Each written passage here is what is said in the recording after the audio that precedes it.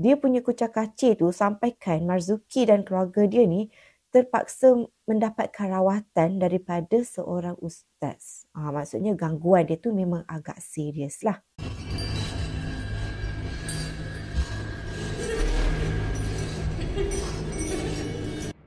Hai, Assalamualaikum and welcome to Pika Storyteller Channel. Pika nak ucapkan terima kasih pada korang semua yang sini untuk klik pada video kali ini. Dan seperti biasa pada yang baru saja datang ke channel ni, jangan lupa untuk terus tekan butang subscribe di bawah dan juga follow Pika di Instagram Pika Storyteller. Jadi, untuk video kali ini, Pika akan kongsikan dengan korang semua tentang satu kejadian seram yang berlaku kepada seorang lelaki yang merupakan seorang pemandu trak tunda, towing tu. So, tanpa kita buang masa, jom kita mulakan dengan kisah seram kali ini. Dalam kejadian kali ini, pemandu trak tunda tu nama dia adalah Marzuki. Dan Marzuki ni dia memang dah lama tau bekerja sebagai pemandu trak tunda. Kerja sebagai towing kan, yang tarik kereta kalau macam ada aksiden ke, ada kereta rosak dekat tepi jalan ke, yang biasa duk tarik-tarik kereta tu, tu adalah kerja Marzuki lah. Dan kata Marzuki ni, dia dah pun kerja sebagai pemandu trak tunda hampir 10 tahun dekat kawasan Kelantan. Kata Marzuki, memang dah banyak sangat kes yang mana dia perlu pergi tarik kereta, pergi angkut kereta apa semua, bawa ke bengkel kan. Tetapi malangnya, dalam banyak-banyak kejadian yang berlaku dekat Marzuki ni, ada satu benda yang berlaku pada tahun 2019 yang membuatkan hidup Marzuki dan juga keluarga dia ni jadi kucak-kacir. Dia punya kucak-kacir tu sampaikan Marzuki dan keluarga dia ni terpaksa mendapatkan rawatan daripada seorang ustaz. Maksudnya gangguan dia tu memang agak serius lah.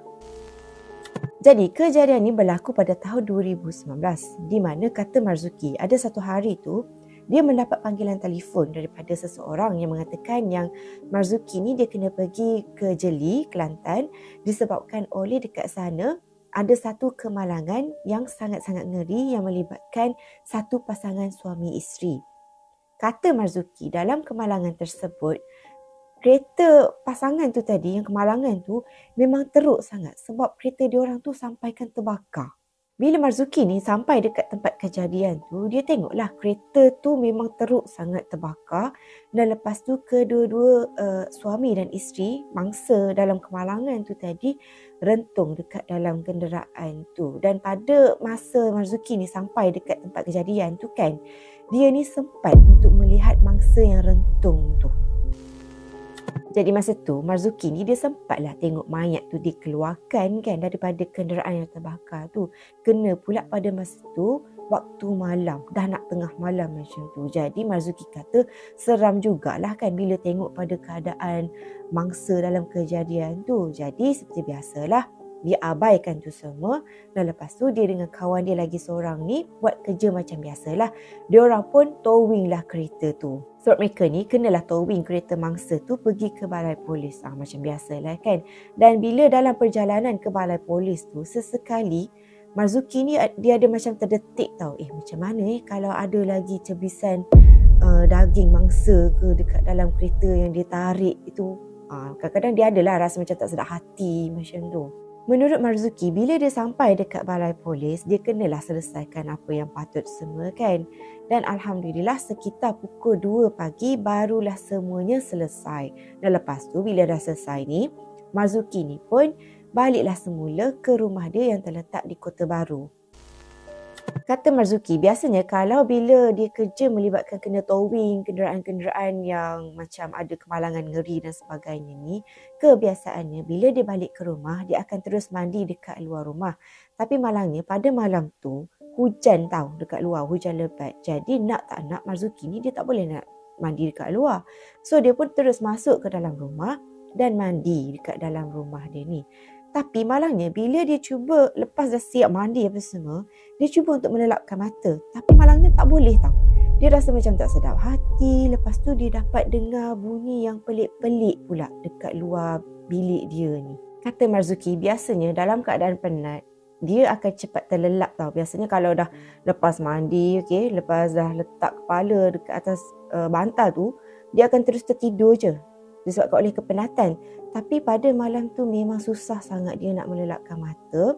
Sebab bukan setakat dia nampak kelibat-kelibat macam tu tau, tapi dia juga tiba-tiba terdengar suara macam orang menjerit minta tolong dengan Marzuki ni. Walaupun dalam keadaan tak sedap hati, Marzuki ni dia cuba untuk buat tak tahu je dengan benda-benda tu semua sebab kepenatan sangat, dan akhirnya Alhamdulillah dia ni tertidur. Tetapi lepas dia dah tertidur tu, tak lama kemudian Marzuki ni dia tersedar sebab dia rasakan yang telinga dia ni panas sangat tau. Macam ada orang tengah berbisik sesuatu dekat telinga dia tu. Lepas tu kan, dalam keadaan mamai, Marzuki ni dia kata bukan setakat dapat dengar bunyi macam orang berbisik. Bila dia buka mata, dalam sama-sama tu, dia nampak dekat kaki dia ada dua makhluk macam seolah-olah dua kelibat manusia yang berdiri dekat hujung katil dia ni.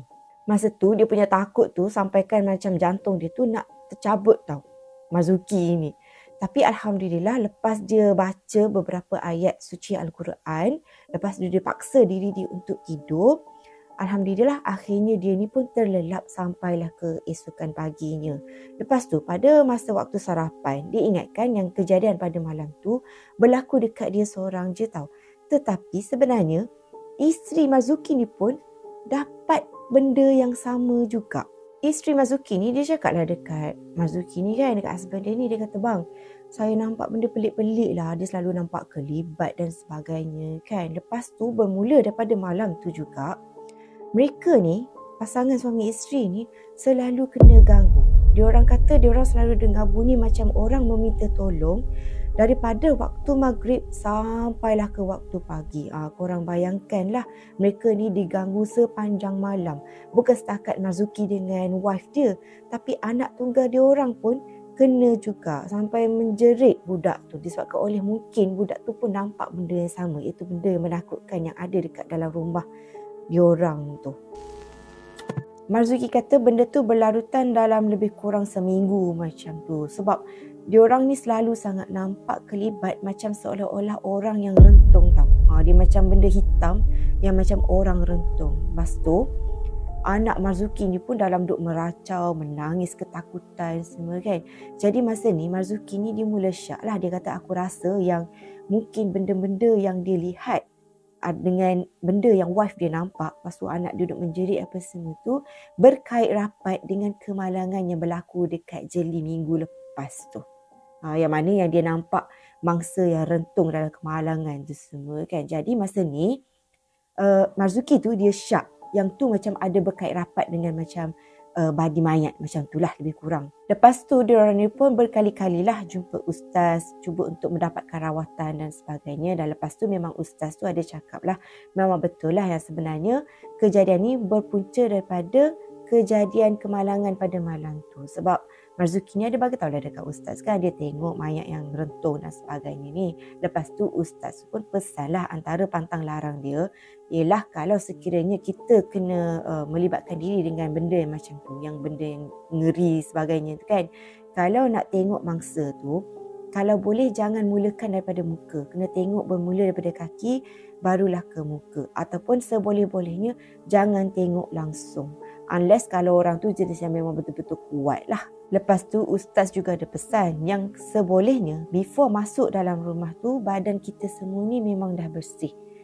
That's why lah kot banyak kan orang yang kongsikan pengalaman kalau mereka memang kerja macam ni, kebiasaannya mereka dekat luar rumah tu terus dah mandi dan sebagainya, bersihkan diri, buka baju apa semua dekat luar. Bila dah bersih barulah masuk ke dalam rumah, ataupun kadang-kadang diorang pergi kedai makan dulu ke, melepak dulu kejap, pergi mana-mana lah sebelum terus balik ke rumah. Macam tu lah kan. So pengajaran dia dekat sini Ahmad Syafiqah bagi tahu tu lah, kalau berlaku dekat kita, kalau nak tengok boleh benda tu, tapi mulakan daripada kaki barulah tengok ke muka. Kalau macam Pika, memang Pika jujur, Pika takkan tengok lah kan. Tahu ada tu pun kita terus macam tak nak tengok macam tu kan. Tapi macam kes Marzuki ni sebab memang dah kerja dia kan. So apa pun memang banyak jugalah pengajaran dan juga ilmu yang kita dapatkan pada malam ni. So hopefully benda ni banyak sedikit sebanyak banyaklah memberi ilmu barulah kepada korang yang mendengar dekat luar sana, supaya mengambil pengajaran ataupun iktibar daripada semua kisah-kisah seram yang Pika ceritakan dekat korang semua. So, apapun, itu sahajalah video Pika untuk kali ini, dan seperti biasalah, support Pika dengan tekan butang subscribe di bawah dan juga follow Pika di Instagram Pika Storyteller. So, jumpa korang lagi in my next video. So, see you soon. Bye!